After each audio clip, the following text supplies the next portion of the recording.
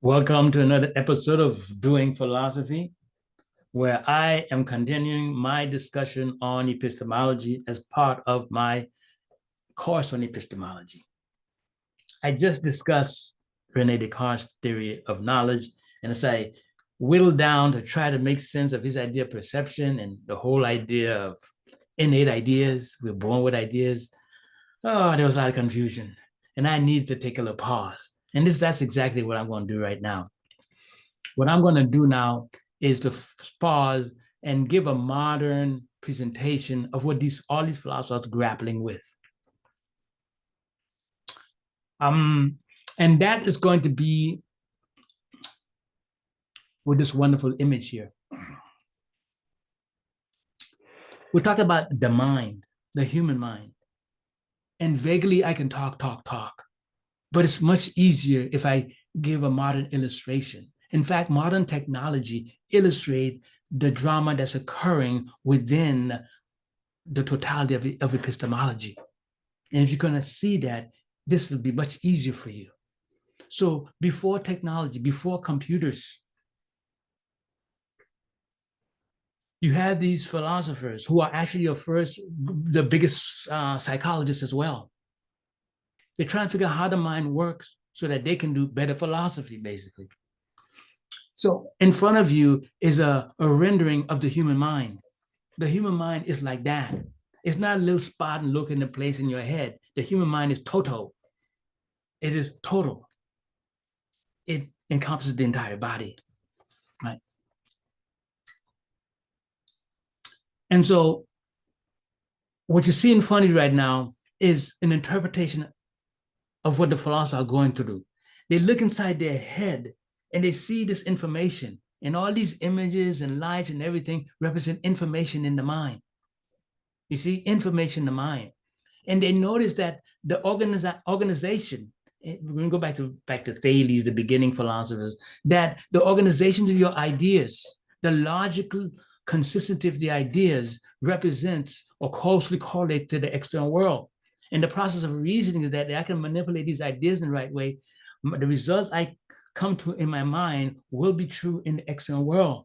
This is the rise of logic and logos. And now we're into the epistemology. Epistemology does not begin in the modern philosophy. Epistemology began with Socrates. He is the father of philosophy. He articulates a grand theory of epistemology. That's why he's the father of philosophy. So inside the mind space right now, let me describe what's going on. All that imagery you have there are all different type of ideas.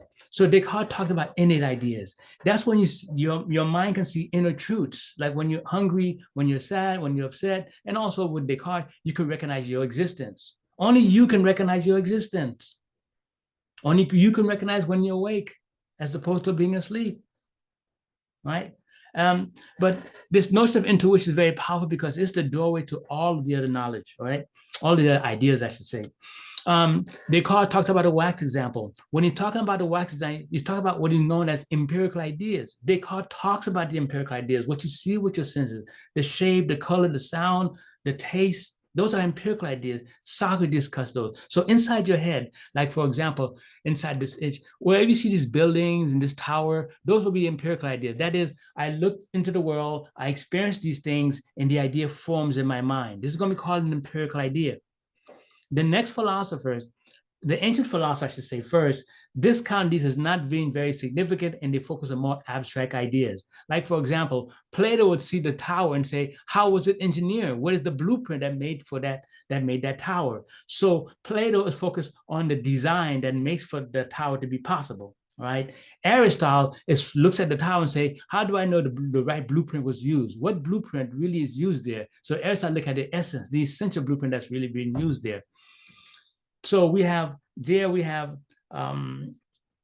these abstract ideas. I can call them Platonic ideas, Aristotelian ideas. You have empirical ideas, the innate ideas. So what we do is that we have this information and we categorize these ideas differently. And I can call them analytical ideas, synthetic ideas, and I call them ideas by the way that bit of information is true. And the philosophers are going through a battle. The rationalists looked at the most abstract of ideas. essences and forms, and even the recognition of one's existence, which transcends the body notion. The next philosophers coming after it, okay, John Locke, they're going to say, hey, when I look at the world, I experience physical objects in the world. True knowledge as a human being should be based on this experience. So the next philosopher, John Locke, George Berkeley, and David Hume, are going to focus on those empirical ideas, and they're going to focus on the tower itself and the experience of the tower, the color, the shape, the smell. And they're going to look at a different type of knowledge called empirical knowledge.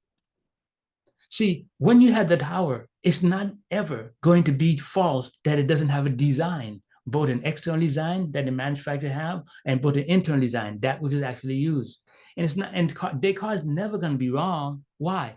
Because Descartes will know that I like that tower. Only you can know if you like the tower. It may be great, but only you, from your intuition, can know if you like or you don't like the tower.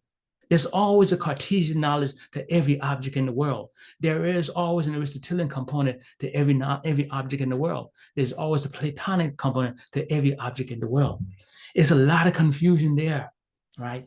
And with this presentation here, I'm trying to bring clarity to what's going on.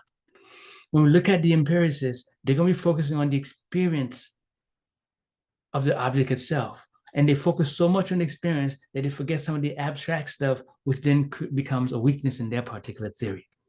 So when I think of ideas in the mind, I think of it just like this. And I want to share that so we can get some clarity as we dive deeper into epistemology.